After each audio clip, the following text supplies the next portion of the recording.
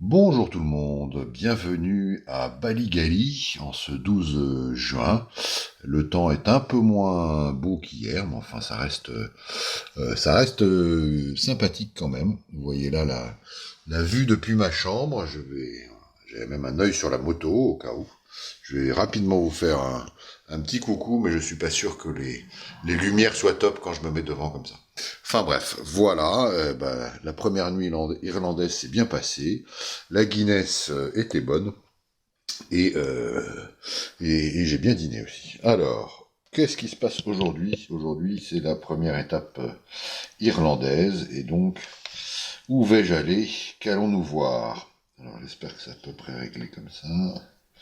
Hop là, voilà. Alors, donc, aujourd'hui, on est sur une étape de 270 km qui va me faire partir donc de Baligali ici, sachant que Belfast est là, et qui va me faire aller à Anagri,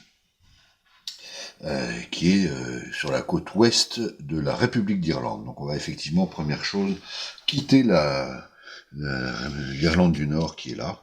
Je vais donc globalement suivre la côte, qui est la côte de Antrim, qui est notamment réputée pour ce qu'on appelle le Giant Causeway, qui sont des formations volcaniques. Vous savez, ça représente des marches. C'est apparemment le site naturel le plus visité au monde. Donc je devrais pas être tout seul.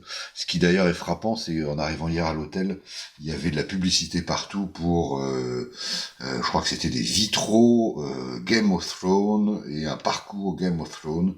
Et effectivement, dans la salle de restaurant, c'était manifestement plein de touristes thématiques. Donc voilà, donc Giant Causeway, je vais faire un peu de tourisme, m'arrêter pour aller voir quand même cet endroit exceptionnel. Ensuite, poursuivre sur la côte. Là, je vais prendre un petit ferry pour passer de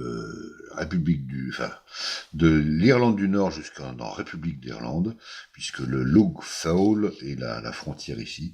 Revenir sur Londonderry, malheureusement connu pour le fameux épisode de 72 où il y a 14, je crois, une quinzaine de manifestants qui ont été tués par l'armée anglaise et qui a donné lieu notamment à une version par U2 de la chanson Sunday Bloody Sunday.